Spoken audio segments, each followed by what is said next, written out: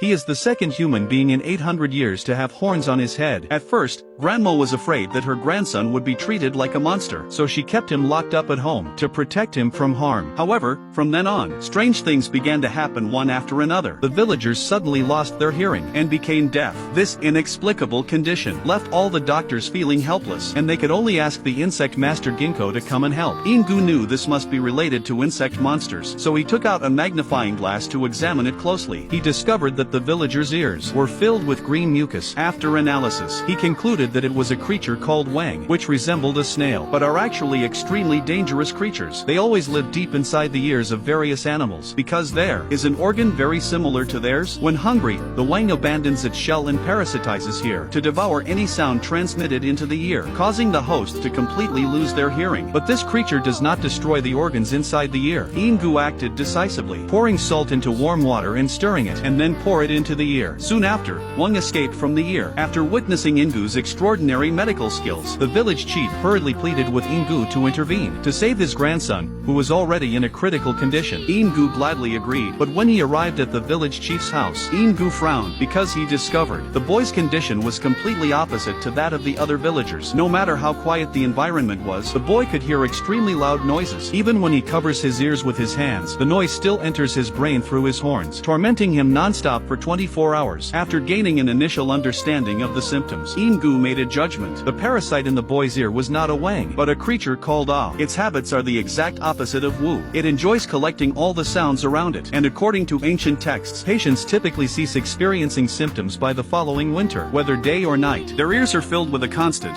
flood-like noise day and night, causing the patient's mental state to rapidly deteriorate until they weaken and die. The insect master had also experimented with various medications, but the effects were almost negligible. Even for the well-traveled Ingu, felt helpless in the face of this situation, but he would never stand by and watch this child die in such a tragic way. After careful consideration, he brought the boy to the insect monster's lair. Then, amidst the dense grunts, found a mutated Ah, and voluntarily allowed it to inhabit his ear. Though this method was fraught with uncertainty and risk, but to save the boy, Ingu decided to take the bold risk. Fortunately, after a series of experiments and explorations, Ingu finally found a treatment method, successfully removing the Ah sound from the boy's ears. At the same time, the dragon horns on the boy's head also fell off, freeing the boy from the endless torment of noise, allowing him to live a normal life once again.